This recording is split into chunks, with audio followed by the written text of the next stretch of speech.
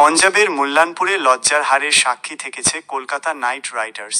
KKR পঞ্জাবের ১১১ run তাড়া করে কলকাতা মাত্র ৯৫ রানে অল আউট হয়েছে। আর এই ম্যাচে তুমুল চর্চা হয়েছে নাইট তারকা সুনীল নারিন এবং অ্যানরিক নোকিয়ার। Sunil Narine and Anrich Nortje bat নিয়ে নারিন নোকিয়াতে তাদের ব্যাট পরিবর্তন করেই খেলতে হয়েছিল।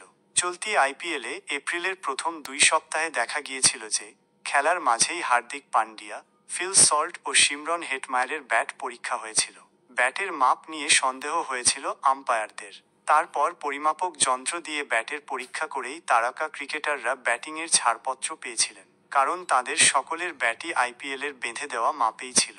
নারিন নোকিয়া পঞ্জাবে যে ব্যাট নিয়ে খেলতে নেমেছিলেন তা ছিল আকারে বড়। রিজার্ভ আম্পায়ার সঈদ খালিদ নারিন ও অঙ্গক্রিস রঘুবংশীর ব্যাট পরীক্ষা করেছিলেন সাইড লাইনে। সেই ভিডিও ভাইরালও হয়ে গিয়েছে। চলতি আইপিএলের আগে আপনি কি কখনো আম্পায়ারদের খেলার মাঝখানে ব্যাটের মাপ পরীক্ষা করতে দেখেছেন? সম্ভবত না। প্রথমবারের মতো ভারতীয় ক্রিকেট বোর্ড বিসিসিআই দেশের আইপিএলে এই নিয়ম চালু করেছে। ম্যাচ চলাকালীন মাঠের আম্পায়ারদের নিয়মিত ব্যাটের মাপ পরীক্ষার নির্দেশ দেওয়া হয়েছে। মনের মতো পছন্দের ব্যাট নিয়ে আইপিএলে নামার দিন এবার শেষ।